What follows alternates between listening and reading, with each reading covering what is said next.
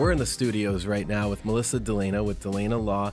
Thanks for being here, Melissa. And thanks for having me. You're so very welcome. And we're going to be talking about scams today. Now, we've covered different scams in a couple of the different shows, but, I think that this is something you and I were talking about a couple days back, and it's still happening, and there's new scams that are out there. So it's important that you're armed with the latest information, because the way these scammers do things, they're always changing up. They're always trying to beat the systems. Totally. I always say that if the fraudsters were using their good or their evil for good, they would be much better off. They could probably cure cancer by now. But yeah, exactly. Definitely. So, I know you've got quite a few different points you want to make there, so go ahead and feel free to dive in. Sure. So one of the most important things that I see as a real estate closing attorney is that we have a need to get really personal, confidential information from clients, such as mortgage account numbers, social security numbers. We're not getting any credit card information, but you don't want anybody having your social. That's kind of a big deal. So that kind of information is often emailed really without any thought. And specifically, a lot of folks are using the free email online platforms, and everybody has, the Yahoos and the Gmails and all of those. They're really, really susceptible to fraud. And I actually had a circumstance a few months back where we received an email and it just didn't make sense. The fact pattern was this: the seller was also a real estate agent, so somebody that I know very well.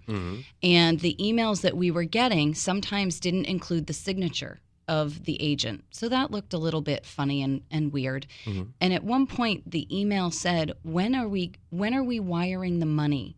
The seller is really all over me. And it just didn't make sense, because the seller is the same person as this agent who's purporting to send the message. Wow, glad you picked up on that. Well, actually, I have to give props to my paralegal. She was the one who noticed it, and she said, I think there may have been an email hack here. Wow. And what had happened is that the hacker took over the agent's email and sent us fraudulent wire instructions because they had been tracking the emails. Here we are in small Rhode Island thinking nobody's paying attention to what we're doing, and actually couldn't be further from the truth. There are fraudsters out there watching these emails and waiting for an opportunity to intercede, and then they just give bad information. And if we didn't have the controls and processes in place that we have, it could have easily become a problem where that money went somewhere else. How are they getting into these emails? Do we know? I am not smart enough to know that. It is way above my pay grade. I don't know that either.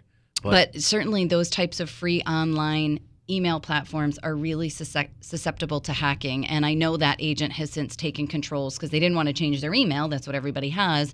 But they've taken some controls to have back-end protections, and they now have an auditor who does, check things for IT purposes. And it's a language that I don't speak. I mean, sincerely, it's all Greek to me. But it's a really, really important thing to do personally and professionally if you're using those types of online platforms.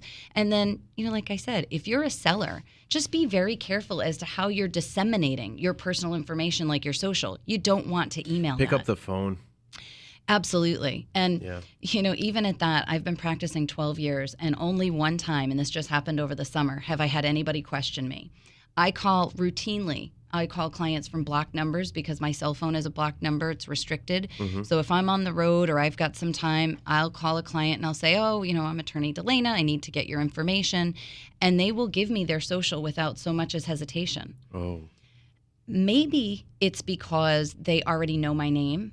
Their agent has prepped them that myself or my staff will be calling them for this information, and I can only hope that's the case. Yeah, wow. But otherwise, I have to wonder, why are you giving your social security number to a stranger from a blocked number? That's, I'm not trying to make my job harder, but I respect the boundaries of, okay, if you're not sure, if someone's calling you and saying they need your social security number to order a mortgage payoff pursuant to your payoff of your sale, that all makes sense. Yeah. But again, someone could be watching your emails, giving access to your numbers.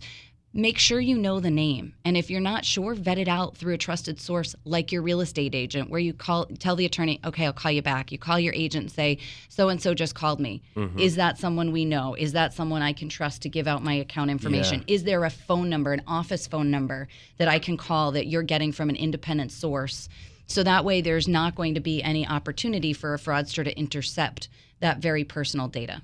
And you don't want to have to live on walking on eggshells every single day, but just keep the communication open between any professionals you're doing business with. And this goes for anything. It goes if you're working with a financial planner, if you're working with a real estate agent or an attorney. I mean, anything at all, an estate planner, whatever. Anybody that needs access to that type of information. And, with that said, what else have you seen? Well, I certainly, to your point, you don't want to walk on eggshells, but No. the reality is that is the life that we are living. You have to be really cautious with that kind of information.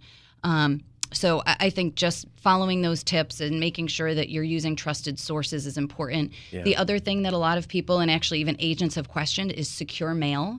So this is something that we are able to send encrypted messages that are less likely to be hacked. Mm-hmm. So if a client or an agent is getting a secure message and then they respond, that message is now secure, despite whatever online platform for email you may be using. So that's a really good way where you can say to the attorney, look, send me a secure message and I will respond that way if you want to have a paper trail or things of that nature. That makes sense. And you know what? I just thought of, so one thing that I noticed, it happened with somebody that I know, an agent that I know. They received an email and it looked like a Dropbox or like you guys ever hear of cloud? So cloud is basically like a storage, that an internet storage thing. You put everything out there. It's, in the quote unquote cloud. Okay. So Dropbox, Google has one. There's a few others, okay? But anyway, so somebody sent this person a link and said, offer attached. And they clicked it because, what real estate agent isn't going to open up an offer? Right. So when they clicked it, I guess that somehow gave this hacker access to their email account. Oh my gosh. Just like it's kind of like along the lines of when you're on a website, it says, sign in through Facebook. Mm-hmm. Same thing. So I think that's how they're getting in. Wow. Yeah, so I think that's how the hackers are getting in and monitoring and mirroring your emails. So when these emails come through, they're following these transactions through, and then they make emails that look like the person's email. Absolutely. So if it's like Melissa D'Ellena at DeLenaLaw.com, that's harder to do than if it would be Melissa D'Ellena at gmail.com. Correct. Because then they would do like, Melissa and leave one letter out, D'Ellena. Yep. Right? Yep. Oh, and oftentimes they're actually in there using the emails, and it's just the user doesn't see the sent messages that are going out because they do gain access. It really is scary. They're gaining access now to those emails? Yep.